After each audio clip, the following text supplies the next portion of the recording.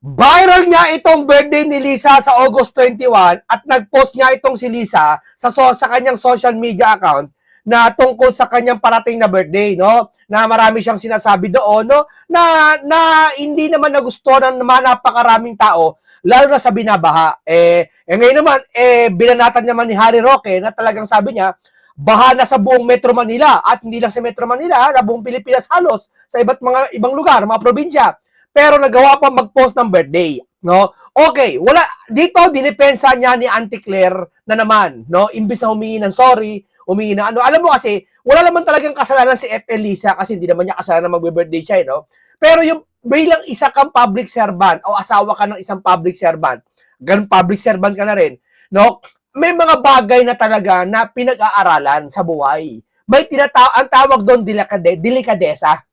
'Di ba? Hindi lahat ng bagay porket ikaw sarili mo magbe-birthday ka, wala ka masasagasaang tao, lalo na kung ikaw ay public servant, no? Kasi bata pa lang tayo, wala ko tinuruan sila ng bata pa sila, no? Bata pa lang tayo, tinuruan tayo ng mga magulang natin. Ako lalo ako ganito. Bigyan ko example. Kapag ikaw nakakita na nagugutom sa paligid mo, huwag kang kakain ng masarap. Oh, ano yun eh? Wag mo sasabihin na ako may pambili ako, kakain ako ng masarap, sila hindi. Wag. Kawaw, ano ba? Ako na inugali ko yung gano'n ha. Nakakita ako ng beggar, no? Walang pagkain. Bigyan ko na lang siya na siguro ng makakaya ko. Ayan, bigyan kita. Pero kakain ako sa harap niya na masasarap na pagkain. Hindi ko malunok yung kinakain ko eh. Bakit? Kasi alam ko na inggit siya. Alam ko na nadudurog yung isang tao na kakakita sa'yo na kumakain ka ng masarap, siya hindi. Ayoko ng ganun, di ba? O sino yung galing ganito dito? Sino yung galing ganyan dyan? Di ba maraming ganyan? Delikadesa tawag doon. Halimbawa ganito, bigyan ko example pa. Ito pa, bigyan ko example. Nabanggit ko na rin dati ito eh. Yung kapitbahay namin, namatayan, malungkot. Ngayon, natapat na birthday ng pinsan ko. Tapat namin. So, mag-aarkila ng videoke. Para delikadesa na lang. Birthday mo. Alam ko, birthday mo. Hindi ko pwede sasabihin na, bahala sila, batay sila, ako may birthday ko. Bahala sila, mag-celebrate ako. Hindi. May angking katalino, may angking puso ka, may mabait kang tao, may delikadesa ka. Teka muna, may patay yung kapitbahay ko. Sige, bukas na lang. Alam mo yun, hindi maiwasan eh. Huwag na tayo mag-videoke, mag-celebrate na lang tayo. Siguro yung videoke natin, pwede natin ipagpaalam sa kanila, pwede ho ba? Pero kung talagang may utak ka, ang gagawin mo na lang siguro, huwag na mo tayo mag-videoke. Siguro mag-celebrate na tayo ng birthday natin. Kasi tapat-tapat yung bahay natin eh. Pag mag-videoke tayo, matapat naman doon sa may nakalibing, mahirap talaga eh. Yun talaga ang buhay eh. Yun ang buhay ng mundo eh. Yun ang talaga ang sitwasyon. Dalawa mamimili ka. Pero will mo pa rin yun, syempre. Bahala ka kung gusto mo pa rin na magka-videoke, pagkatapos ng may namatayan ng kapitbahay mo, nasa sa'yo yun. Pero, ang sa mga matatalinong tao, matitinong tao, hindi siya magbibidyoke kasi may patay. Alam mo yun? Ganon din dapat dito. Nasa salanta ka ng bagyo, yung lugar mo sa Pilipinas, ikaw ang first lady at presidente asawa mo, no, huwag ka na mag-post tungkol dyan. Siguro huwag mo na i-post. Mag-celebrate ka na ng sikreto, mag-birthday ka, paalam mo sa barkada mo, i-text mo na lang. Huwag ka na mag-post kasi may mga tao hindi nakakaintindi rin. At hindi pwedeng intindihin. Bakit? Halimbawa ako, binabaha ako. Nalulungkot na ako sa bahay ko. Lahat na napundar ko hindi lang ako nakakaisip. Halimbawa, binahana. Ngayon, nasabi ko, teka muna, ano ba ito nangyayari sa akin? Wala ba ito? Wala bang saklolo sa gobyerno? Kasi yun na lang last resort nila eh. Saklolohan sila ng gobyerno eh. Nakita nila, nag-post pa yung first lady. Ano ba karamdaman ng isang tao? Alam mo, at hindi lang yung mismo yung binaha, yung mga nakakakita ng post. Gets nyo? O ito, basahin natin, sabi niya, dito kasi sa post ni Lisa, ganito ang sabi, no makeup, no hairspray, no terno, no heels, no speeches, no official photos, no meetings, no schedule, no stress. Sabi niya, no schedule, no stress. Tandaan niya na, no schedule, no stress. Ibig sabihin, sabi niya, Happy Monday everyone. Excited to start my birthday sabbatical. Ibig sabihin niya, ngayon pala nagka-countdown na siya ng birthday niya. Kaya dapat no makeup, no stress, no meeting, no schedule. Wala, dapat, itong linggo, sabi niya ng magulang, pag birthday mo, huwag ka lalabas na. Hintay mo na yung magka-birthday ka, enjoy mo na. Alam mo yung ganun? Siguro yun ang ritual niya, wala tayong pakialam dyan. Just me and Mother Nature. Time to slow down, recharge, and enjoy the quiet. Stay safe, dry, everyone. See you next Monday. Di ba? Tapos nakita niya, may weather forecast nag-announce, babahain, magkakaroon orange rainfall, red orange yan, etc. Magkakaroon ng baha sa lugar. Tapos nag-post ka ng ganyan. Dalawa lang yan. Hindi mo naisip na magkaroon ng baha kasi wala ka malasakit. Yun lang yun. Kasi kung naisip may malasakit ka, may isip mo yung bagay na yan. Handaan mo yan. Yung sabihin, nahayag ka talaga. Hinihayag ka. Di ba? Wala tayong problema dyan. Oh. Baha na sa buong Metro Manila. Birthday mo pa rin ang post mo. Sabi ni Harry Roque. Di ba? Alam mo naman si Harry Roque, ano? Oh, yan yung mga post ni Harry Roque. Baha na sa Metro Manila. Hindi lang Metro Manila. Cavite, Pampanga, Bulacan, Bataan, Laguna, Binyan, ang dami rin baha, Santa Rosa, ang dami. Iba-iba na po ang binabaha, iba-ibang lugar na po, no? Siyempre, gusto nila makita sa'yo yung kasinsiridad mo na ikaw asawa ng presidente, ano to, hindi ka na pwede magpaka-plastic, nakita ka ng ganyan. Pero hindi mo masisisi si Lisa kasi niya birthday niya.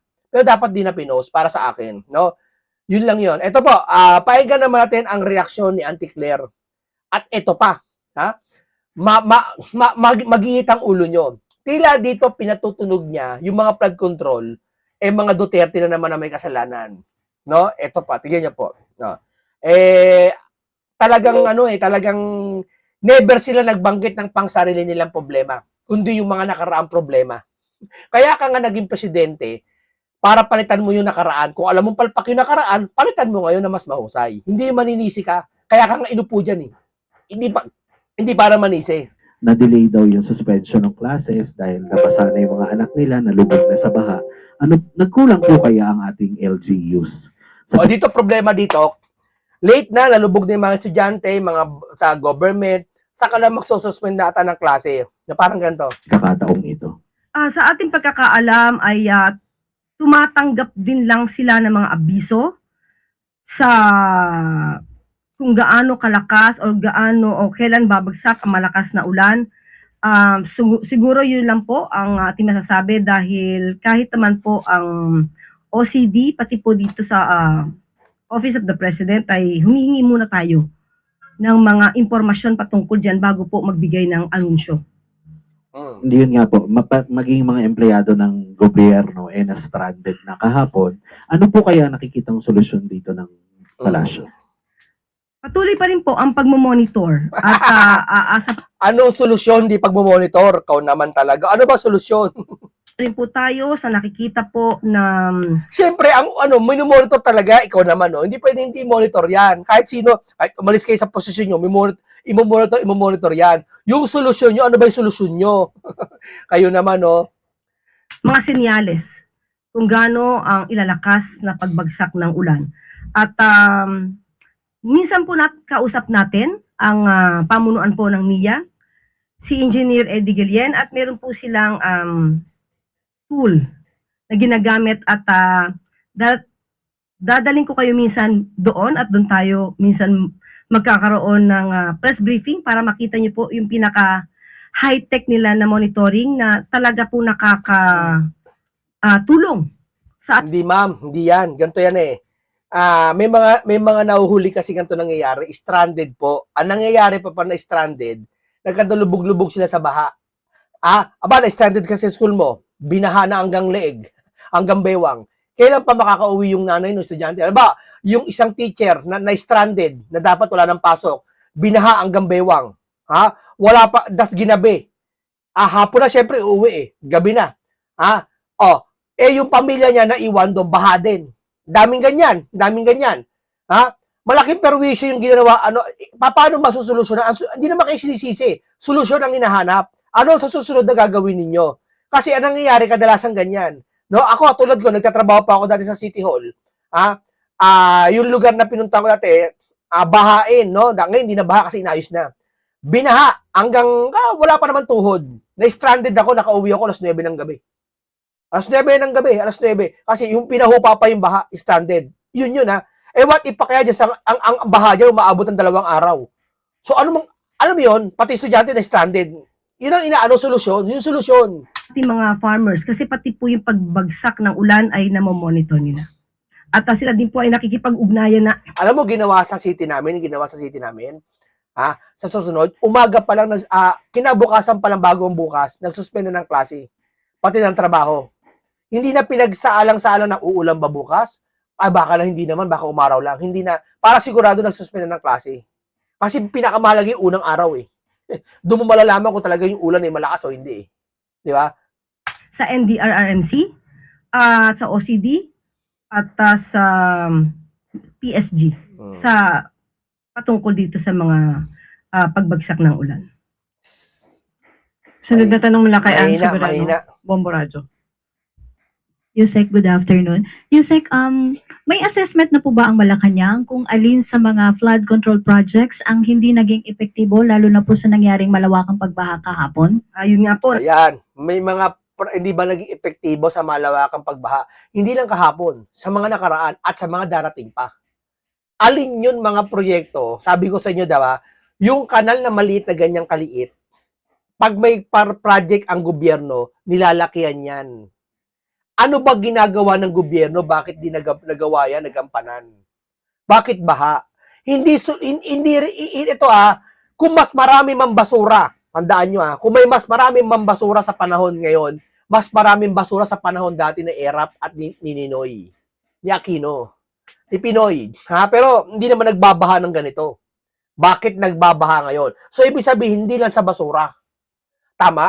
Huwag mo sabihin mas malakas ang ulan ngayon. Parehas, dati niya panay ulan dati. Kita nyo? Sobrang lakas ng ulan dati talaga eh. Ngayon, iba-iba na eh. Di ba? Ano meron? Ba't nagbabaha? Ang nakikita ko diyan kaya nagbabaha, may mga talagang project na pinaglaanan niyang isang proyekto. Sabi ko nga sa inyo, isang kanal, sinira para gawa ng project, pero ghost pala. Di sana wag na sinira yung kanal, hindi na pala papalitan. Di ba? Ganyan nangyari sa panahon ngayon. At masama nun, ghost project, wala.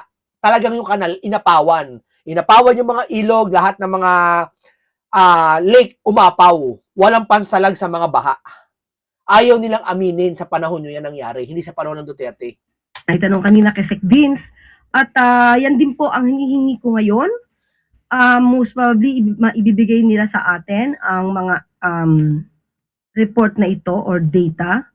Ang hihingi ko lamang po, especially natanong po ni Clay, patungkol doon sa 13,917 flood control projects nung nakarang administrasyon. So, kailangan din po natin malaman kung nasaan ito, kung gumagana ito, ghost projects ba ito, dahil nga, napanggit naman na may mga ghost projects noong panahon ni dating Pangulong Duterte. So, dapat natin ma-monitor to kung substandard ba to. Pero ang isa po na alam ko, na proyekto nun, ay yung doon sa Sunog Apog, na hindi po nagawa na maayos, pero ito po ngayon ay napapagana na po.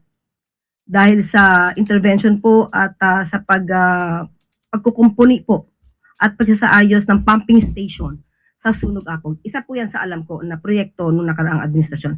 Pero sa ngayon po, hihingi po ako ng pinaka-update. Hihingi ko lamang po siguro most probably mamaya or tomorrow maibibigay nila sa atin. Yusek, another one. Binanggit niyo po kasi dati na ang problema sa pagtatapon ng basura ay sanhi din po nung malawakang pagbaha. Pero Isa yan. Isa sa nagpapasikip yan ng daloy. Pero sabi ko nga sa inyo kung ang gobyerno ako nga, vlogger ako, naisip ko yung pa kayo mga tulong-tulong na engineer, kayo mga nasa politiko, tapos may budget pa kayo, bilyon. Hindi nyo pa pera yan, pera ng kaba ng bayan yan. Hindi nyo ba maisip yung solusyon? Ako nga naisip ko Imburnal, halimbawa sa Manila, baha. Imburnal na ganyang kaliit. Halimbawa, alam mo yung yung kasinlaki ng ano ba tawag doon? Yung ano na lang. Alam mo yung kanal ng kasinlaki ng ring ng basketball court? 'Di ba kadalasan ang yun kanal ng Pilipinas, lalo sa Manila. Tapos meron naman kanal na kasinlaki ng ng ganyan, malaki-laki talaga. Doble mo, size mo. Malaki talaga. Kaya nagbabaha yun, una, marami po na basura din. Pero ang pinaka dapat hindi kasama sa budget yon, alam ko kasama sa budget yon, lalakihan yung butas ng kanal. Malaki talaga, gakotse. Ganun ginawa sa lugar namin, gakotse. Yung laki ng butas ng kanal, sa ilalim pinadaan. Biruin mo yung nagbabaha, hindi na nagbabaha. Doon na sa ilalim dumadaan yung baha. Kung bumahamang ganyan na lang. Tapos, umuho pa kagad. Yun ang project talaga. Ngayon, ilang taon na kayo nakaupo dyan, 2022 nakaupo, palagi natin 2022 first year nyo ng pagiging presidente, okay, palagpasin mo. Yung 2023, hindi nyo naisip yon? 2024, hindi nyo naisip yon? 2025, talaga kasagsagan ng bayan, hindi nyo naisip yon? 2026, naninisip pa rin kayo? Hindi nyo ba naisip yon? O pues ito, sinasabi ng isang vlogger para maisip nyo, lakihan nyo lahat ng imbornal. Huwag nyo nakawin yung pera. Yun lang yun. Napakasimple, mga kababayan. Pati magawa. Saan? Ipinapakita mga puro substandard. May update din po ba ang pamahalaan doon sa pagtugon ng gobyerno sa mga structural problems? Yung kulang sa drainage, pumping capacity. Ayan, kulang sa drainage. Halimbawa, isang drainage lang, binabaha. Lakihan mo yung drainage, dagdagan mo ng kabilang drainage sa kabilang dulo. Hindi binabaha. Tama? Waterways na imbes Subukan mo yung CR mo, isa lang ang butas. Tama, babaha. Pag sa CR mo, maligo ka ng sunod-sunod. Isa lang butas ng CR mo, magbabaha sa CR mo. Baha na yung CR, kasi isa lang butas eh. Naranasan ko yun eh. Kaya dalawa butas ng CR, magkabila eh. Di ba? Yung inodoro sa gitna. Kadalas, minsan isa lang, pero shower lang yon. Pero minsan iba may hirap di tabo eh. Subukan mo malakas ang tubig di tabo. Babaha yun ng ganyan. Kaya dalawa butas nun para yung drainage system umagos kagad. Ganon din dapat sa syudad. Gastusan. Bilyon ang pondo. Hindi naman 100,000 lang. Ano ba naman yan? Bakit saan ba napupunta yung budget? iugnay ito sa baha. Kaya ako galit mga kasama, kaya ako galit Hindi na ako natutuwa sa nangyayari ngayon. Kawawa sambayan ng Pilipino, binabaha ngayon. Kawawa. Walang mapuntahan. Saan sila pupunta? Sa disiplina lamang ng ating mga sa publiko, lamang ng Actually, sabi nga po natin, maraming kailangan pang proyekto. At patuloy po na nagsasagawa ng aksyon ang Wala ka nakita proyekto ngayon eh. DPWH. At sabi nga po natin, hindi lamang po dapat gobyerno, kundi lahat po tayo na concern dito ay magtulong-tulungan. Dahil kahit po Ano magtutulong-tulong? Ano tutulong namin? Yun na nga yung tax namin, tinutulong namin eh. Yun na nga yun eh. Ano magwawalis kami? Para mo pera niya pinatutunog, nagtutulungan tayo, ito wag magtapon ng basura, good yun. Pero ano matutulong namin niya? Kayo ang kino-call up namin. Kasi nasa inyo ang budget kapangyarihan. Ano ba naman, ayaw nyo naman masisi. Ang gusto nila kasi mangyari, umiilag sila eh. Ayaw nilang masisi na naman eh. Ayaw nilang masisi. Minsan magpasisi kayo kasi kayo nakaupo eh. Risk nyo yan eh. Tumakbo kayo dyan, tumakbo si Presidente eh. Ganoon ang pagiging isang public servant. Pag tumakbo ka, tanggapin mo yung mga risk na sisihin ka, ibatikos ka, i-destabilize ka. Tanggapin mo yung mga ganong sandali. May tayong drainage dyan, may mga pumping stations tayo, pero kung tambak din po yung basura na Pinatutunog talaga nila basura, no? Hindi ma'am, hindi yan. Yung project na hinahanap namin, kahit tumagtapo, isang katrak ng basura araw-araw, hindi magbabara kasi yung kanal, yung mga project, kumpleto, malalaking kanal. tinatapon lang sa estero ng ating mga kababayan, mawawalan po ng saysay yung pagtatrabaho, lalo na yung laging paglilinis. Hindi ho, ma'am. Hindi katwiran. Maniwala ho kayo sa akin, hindi katwiran yan. Ando na tayo, baboy yung ibang Pilipino. Ando na tayo. Sabi ko nga sa'yo yung kanal na ganyang kaniliit dati, pag tinapunan mo ng basura, magbabar talaga yan. Subukan nyo, ayusin nyo yung sistema ng Pilipinas, bantayan yung mga budget, bilyon ng project, lakihan yung butas ng kanal, kahit ikaw itapon niya, di magbabar Ganun lang yun.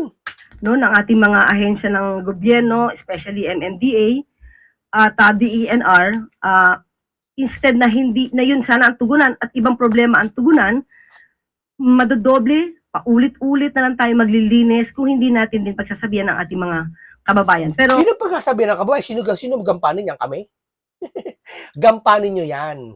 Ipatawag nyo lahat ng mga sekretary sa Department of Education. Lahat ng teacher kausapin lahat yung mga teacher ng estudyante nila. Sabihin, mga estudyante, bawal na magtapon ng basura, ganon. Lahat ng ang DILGs kausapin, para sa mga mayor, kausapin lahat ng empleyado. At yung mga empleyado naman, kada establishment, kakausapin sa mga private company naman na huwag magtapon ng basura. Magsisimula yan sa inyo, hindi sa amin. Sa amin yung kami yung gawa. Sa inyo yung salita dapat. Magmumula implementasyon. sa mataas. Hindi uutusan nyo kami. Ano ng presidente, iutos ka mo, magkaroon ng amendment ba tawag dyan? Rest assured po, nakikita naman po natin ang mabilisang trabaho ng DPWH. Kaya nga lang po, ang sabi niya ay talagang kailangan tutukan paunti-unti yung mga areas na Bakit ba unti-unti? Diyos ko po. dapat na magawan ng paraan at solusyon. Ito na tanong mula kay Marisol Halili, TV5. Magandang tanghali po, Yusek. Yusek, there were criticisms and memes on social media following the post of First Lady about her birthday sabbatical. This is amid the terrible traffic situation and flooding situation yesterday. So, what do you want to say about it? Opo, nakita po nga natin yan at nauunawaan po natin kung may ilang mga hindi po nasiyahan sa timing o paraan ng pagkakasulat ng post ng ating First Lady. Yan, ito yung First Lady. Ito yung masaya eh. Di ba? Aminin nyo na lang na say sorry na lang. Ano na lang yun. Pasensya na. Yung First Lady, mag-sorry na lang. Pero alam natin ang birthday hindi naman talaga sinasadya ng First Lady. Mag-birthday naman talaga siya eh. Karapatan din ng First Lady na mag-birthday siya. Hindi naman porket nag-birthday siya, batikusin natin. Hindi yun. Mali yun. Ang dito lang kasi yung delikadesang tinatawag na makitaan siya ng pagkakasinseridad na sorry, public servant pala ako, nakalimutan ko, nag-post ako ng ganito.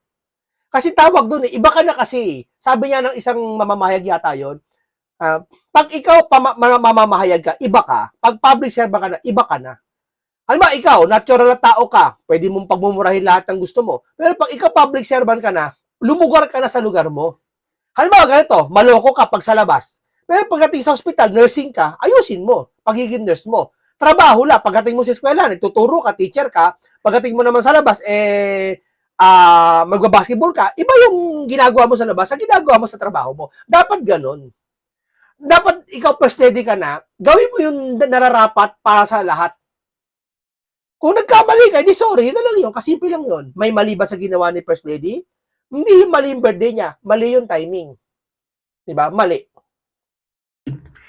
Karapatan ng bawat isa na magkaroon ng sariling opinyon at ito naman po ay mahalaga at pinakikinggan po ni First Lady ang lahat ng opinyon para malaman niya kung ano ang nararapat na ano pang tulong. Hindi tulong yung post, tumalong ka na naman sa usapan eh. Tikos ay kailangan itong malaman. Ngunit bago po kasi dumating ang masamang panahon na ito, ay abala si First Lady sa mga gawain para sa ating mga kababayan. So nais din po natin itong ipabatid. Abala sa lahat ng gawain. Totoo yun. Nakikita naman namin namimigay siya ng bigas. Pero di niya pera yung pinamimigay niya. Pera ng kaban ng bayan yun. Sa ating mga kababayan dahil bago nga po dumating itong malakas na bagyo kahapon, ay nagkakaroon na po at gumagawa na po ng aksyon ang ating First Lady. Ang alam ko, habagat yun, ma'am, di bagyo.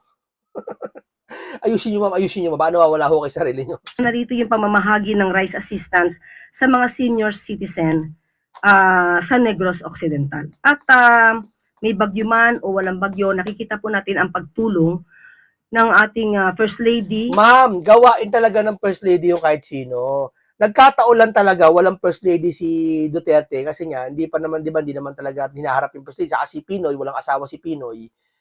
Pero sa mga First Lady at First Gentleman, gawain talaga yan, namimigay talaga. Yan talaga tungkulin ng isang First Lady. Huwag mo sabihin na tatrabaho naman ng First Lady, hindi. Sa pamamagitan ng Love for All. At nais lamang ipahatid ng birthday post na ito ang kahalagahan ng bawat araw at bawat taon na bigay ng Panginoon kahit ano pang dilubyo o pagsubok ang Ma'am, oo nga, tama naman yan. Pero nagkamali siya ng timing para sa sambayan ng Pilipino. Public servant siya, hindi naman siya ordinaryong tao eh. Hindi naman siya vlogger. Public servant siya, asawa siya ng public servant. Mag-sorry na lang, gano'n na lang kasimple yun. Kung may mga taong naniniwala kayo, hindi na makaintindi, di say sorry na lang, hindi na lang yun. Na may sincere, di ba? Kung ayaw niya mag-sorry, wala tayong magagawa doon. kaharap natin. At doon sa post na yun, makikita po natin bago magtapos ay may mensaheng stay safe and dry. Stay safe and dry. Napakadaling sabihin no, normal yun. Wala nga God bless eh. Siguro dininiwala sa Diyos.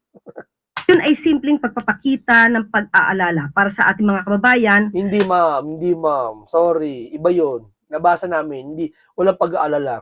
na nasa gitna ng masamang panahon. Hindi ma'am. Sa gitna ng masamang panahon. Yung baha, ma'am. Hindi ma'am. Hindi namin maramdaman kayo. Promise, hindi namin kayo maramdaman. Iba yun. Totoo yun. Tinabi niya yun. Stay safe and dry. Pero iba yung talagang sinasabi yun sa nararamdaman namin. Iba talaga po. Iba yung sinasabi yun sa nararamdaman namin. Sa mga nagdamdam sa post na ito, naiintindihan po namin ang inyong damdamin. Ngunit huwag po kayo mag-alala dahil tuloy-tuloy po ang pagtatrabaho at pagbibigay ng assistance at ayuda ng pamahalaan para sa ating mga kababayan Okay. na nakaranas ng hindi kanais-nais na trapiko, pagbaha, kahapon.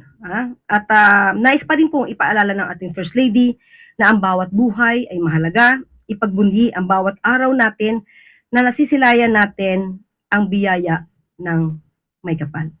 So muli, sa mga na-offend or sumama ang kanilang damdamin sa pag-post na to, Sorry ka na lang. walang ibig na ipahiwatig na negatibo ang ating First Lady. Yun nga, pero nahayag siya na walang delikadesa. Yun lang yun. Tapos na yun, sige, okay, patatawaran namin. Pero alam na namin talaga na ganyan talaga ugali niya. Yun lang yun. Hindi para ipabatid lang na ang isang kaarawan habang tayo ay nabubuhay ay mahalaga na ipagpasalamat sa ating may kapal. At muli, hindi naman po rin nagkukulang ang ating First Lady sa kanyang pagtulong. Hindi nyo man siya nakikita madalas. Pero behind the scene, alam natin kung ano po ang nagagawa ni First Lady. At katuwang po siya ng ating Pangulo. Yusek, may we know how did the First Lady celebrate her birthday? Nagkaroon ba siya ng chance na magkaroon at least ng get-together with the family, with the President? Wala pa po silang celebration. At ngayon po ay Wala pa daw celebration, sabi niya. nakita naman po niya sa post ay sarili lang po niya muna ang talagang kanya naiisip dahil sa sobra po talaga. Sarili ka niya iniisip. Ang sama yun, nilaglag mo na si Elisa niyan. Sarili lang po niya ang kanyang iniisip. Tingnan natin. Niya sa post ay sarili lang po niya muna ang talagang kanya naiisip dahil sa sobra po talaga. Kung makikita niyo lang po talaga ang schedule ng First Lady. Nagreklamo ba kayo? Huwag kang magreklamo kung sarili niya. Mali yun sarili niya iniisip niya. Ma'am, sacrifice. Pag ikaw First Lady, Presidente ka, sacrifice. Ma'am, lahat ng church niyo, ma'am, lahat ng hari, emperador, ministro, prime minister, lahat nagsasakripisyo yan, halos wala ng tulog yan. Hindi sila nakikitaan ng salita na unahin ko muna sarili ko. Minsan yan, nagkakasakit na yung mga yan. Baka nadudulas ka lang. Baka nalalaglag mo lang si Lisa niyan. Pero hindi ko na kailangan ipakita kung gaano po siya halos araw-araw, meeting, trabaho, punta sa mga projects, pagdalo at pag-asikaso sa mga museum na kanya pong pinaayos. So, ngayon, tanong, ano gagawin ni Lisa ngayon? Natatrabaho ba siya o busy siya? Ito po malamang ay hindi rin naman batid ng ating mga kababayan dahil hindi naman po talaga siya nagpapakita ng kanyang mga ginagawa. Hindi, sabi niya rito, papakita ko sa iyo, mama. Sabi niya rito, isang linggo to bago birthday niya. No makeup, no hairspray, no terno, no heels, no speeches, no special photos, no meeting, no schedule, no stress. No lahat daw eh. Di pa niya muna siya. Para sa ating mga kababayan. Sunod na tanong mula kay Jervis Manahan, ABS-CBN.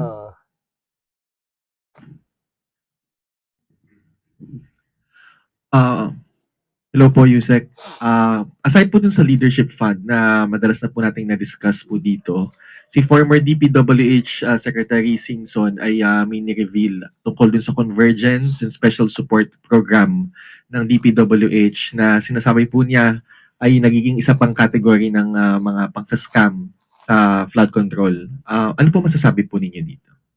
Nagiging kategory ng isang klase ng pang-scam. Pero wala siyang sinabi kung paano. May mga Wala siya sinabi ko paano. Ma'am, hindi na kailangan yun. Ako ba naman, no? In-scam ka. Paano ka in-scam? Hindi, may tumawag sa akin eh. Paano? May ebidensya ka? Hindi, tumawag lang. O, wala ka ebidensya, tumawag lang pala. Parang ganun, no? may mga datos naman po siya na sinabi, pero yung kung paano po exactly Right. ay hindi po niya Diba? nabanggit. Ang nakita ko sa post ay amount tungkol sa Convergence and Special Support Program. Pero hindi niya sinabi kung paano ito di umanong ginagamit sa pang-scam.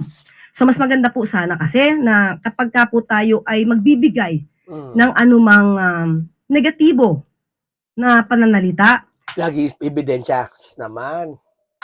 sana may kasama ito Ebidensya. na mga basihan. Lagi na lang ang wala.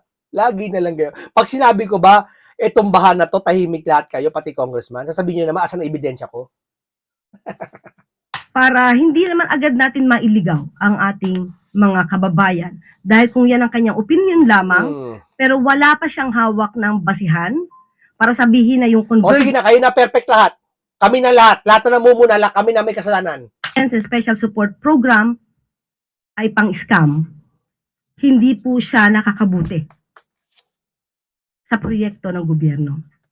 Dahil itong Convergence and Special Support Program ay matagal na po itong umiiral sa DPWH.